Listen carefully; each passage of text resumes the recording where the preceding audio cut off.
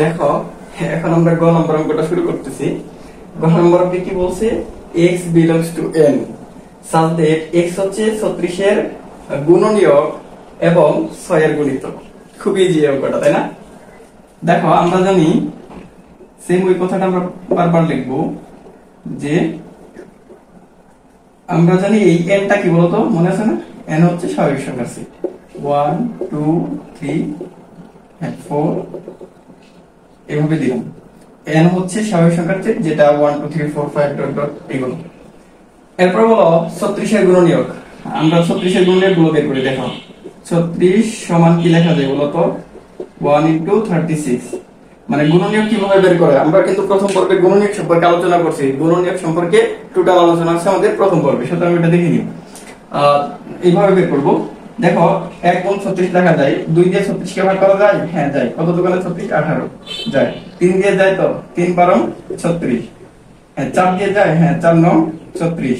5 দিয়ে যায়? যায় না, 5 সাথে হয় না। 6 দিয়ে যায়? 6 6 36। খেয়াল করো, এরপরে কিন্তু আর যাবে না, কারণ এখানেও 6 এখানেও 6 আর যাবে না। তো এরপরে যদি দেই তাহলে 6 6 36 আবার 9 দিয়ে আসবে 4 9 36, তাহলে তো আমাদের লাভ নেই, একই সংখ্যা ঘুরে ফিরে আসতেছে। তাহলে অতএব 36 এর গুণনীয়ক গুলো দেখো 36 এর গুণনীয়ক গুলো কত কত? 1 হ্যাঁ 2 3 4 6 6 দুইবার নেওয়া যাবে না, তাই না? তারপর 9 12 18 36। হ্যাঁ, এটা আমাদের 36 এর গুণনীয়ক বের করলাম। তারপর নিচে আমরা কি লিখবো দেখো? 6 এর গুণিতক।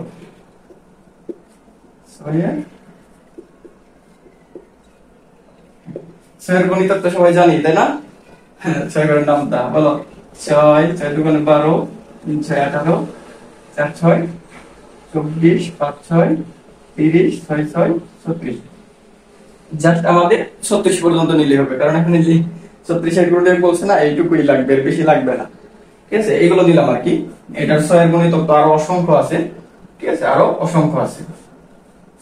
এখন কথা হচ্ছে এই দুইটা সম্পর্কে মিলতে হবে, মানে 36 এর গুণনীয়ক হতে হবে আর 6 এর গুণিতক হতে হবে। অতএব নির্ণয় সেট। দেখো নির্ণয় সেট কি কি উপাদান আছে বলো?